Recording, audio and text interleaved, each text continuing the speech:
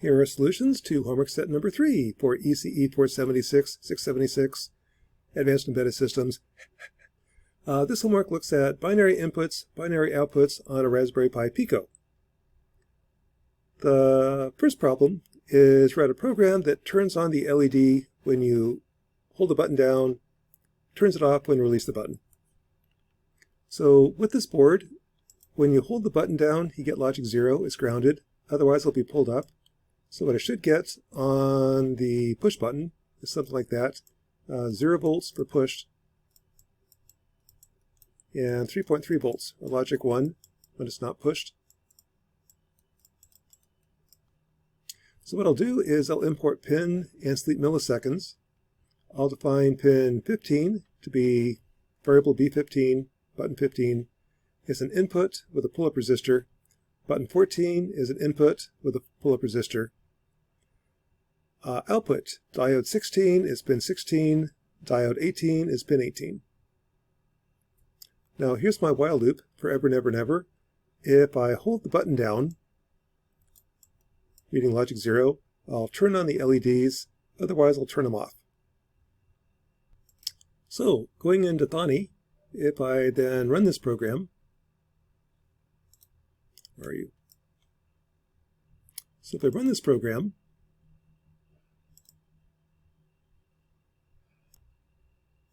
run the program, here's what it looks like. When I hold the button down, the LED GP16 turns on, pin 18 also turns on, which isn't really doing anything right now.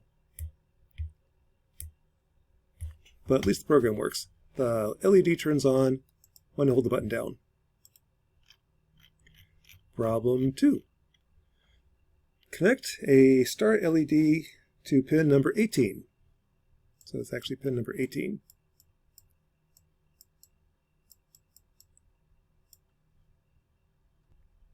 When I output logic 1, I get 3.3 volts.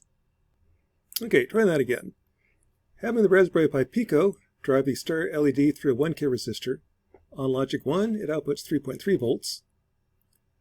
To get 10 milliamps, I have 3.3 volts over here, 3 volts across the LED. The remainder, 0.3 volts across R plus 6.8. R should be 23.2 ohms. Well, I don't have a 23.2 ohm resistor on me, so I'm going to use a 1K. It's going to be a little bit dimmer, but you can still see it. So let's make that 1K. If that's 1K, IB is actually 298 microamps. Pico's capable of 12 milliamps, so it's more than capable of doing this. It'll be dim, but I can see it. What that looks like is this. So I've got the GP18, goes to 1K resistor, goes to my star LED, goes to ground. When I turn on GP18, you can see the LED turns on. Not really bright. It's only 0.2 milliamps, but enough I can see it. Taking measurements. If I measure across the LED, that's straight across the star LED, I'm getting 2.56 volts. For an ideal diode, it should be 3 volts. Again, the data sheets say 3 volts at 330 milliamps, so this is current. Here's voltage. I should always get 3 volts, no matter what the current is. In actuality, diodes are not ideal.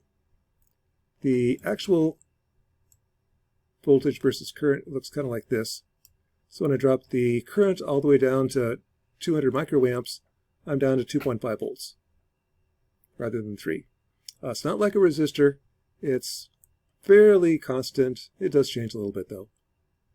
The current I can measure, just measure the voltage across my 1K resistor, and that tells me the current. 0.694 volts at 1K is 694 microamps. So it's working. I can turn this on and off. I could make it a little bit brighter by making R smaller, but I'm limited to 12 milliamps by the Pi Pico. If I want to blind your friends and neighbors. Okay, problem 3 says, let's crank up the power. Kind of like this. Get a blindingly bright light. If I take the star LED, take it straight from power to ground, its full brightness, it should be 5 minus 3 over 6.8 ohms, about 270 milliamps. Make it so the Pico can turn that on and off. Now this is where I need a transistor as a switch. This is the electronic switch that turns on and off. When this is on, the voltage of the collector is about 0.2 volts, close to 0 but not quite. And current flows. When this is off, there's no current flow, the LED turns off. To get it to turn on, I need to apply current at the base. So if I want to saturate it, the collector current should be 5 minus 3 volts minus 0.2 volts. All that remaining voltage is across the resistor. That should give me 264 milliamps. Let's see. The transistor has a gain of beta, that's 200. I need a base current of at least 200 milliamps. So what's kind of happening is I've got my load line. This is the voltage across the transistor, VCE. Here's the current, IC. There's a load line. If there's no current flow, I've got 5 volts across here.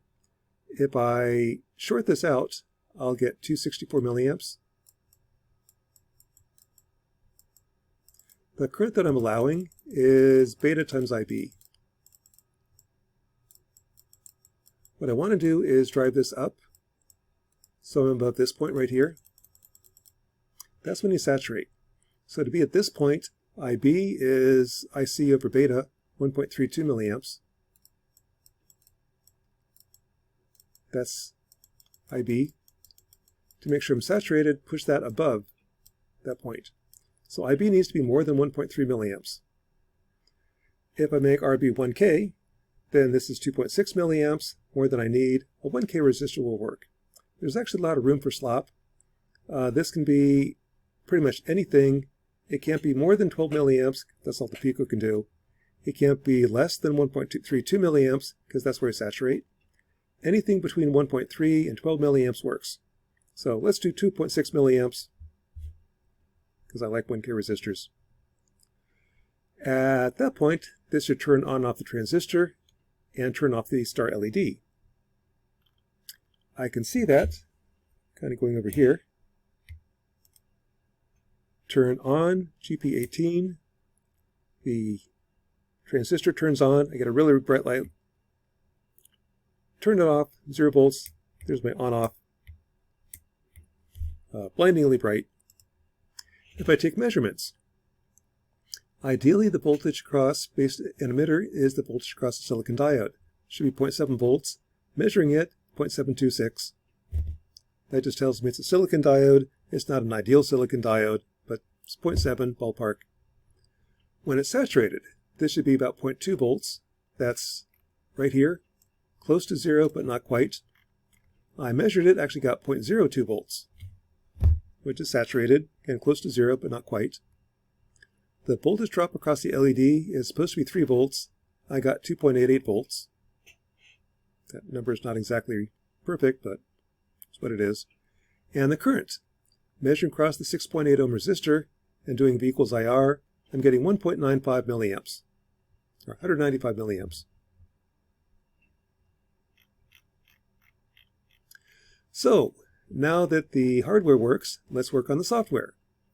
I'm going to take a program where I'll, same as before, I'll prompt you for what the off time should be in milliseconds. Do that until I hit button 14. Then I'll prompt you again.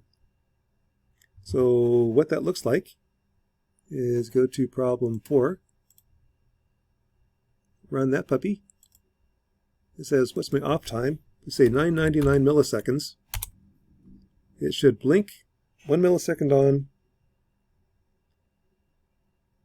And due to the aliasing of the camera, it's kind of hard to see. It's actually turning on once every second. If I hit button 14, that stops it.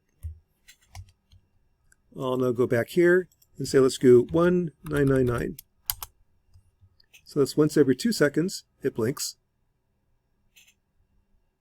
There's blink, blink, blink. Turn it off.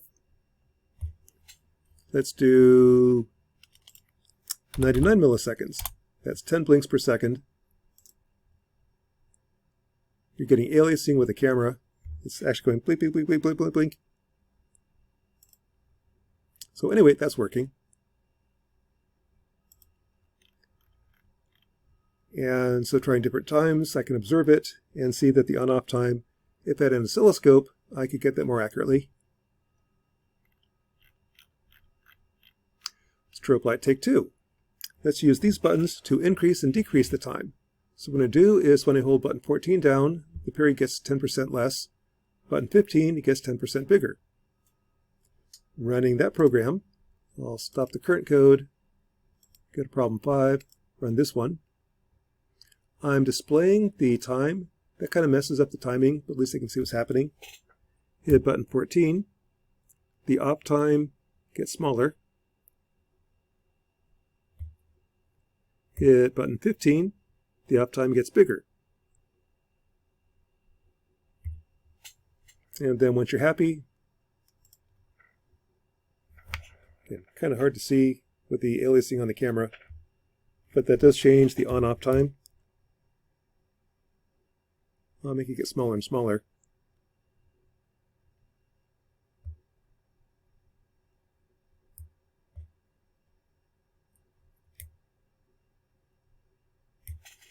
And I have a strobe light that I can control from the push buttons. So that gives you the binary inputs, the push buttons, and binary outputs.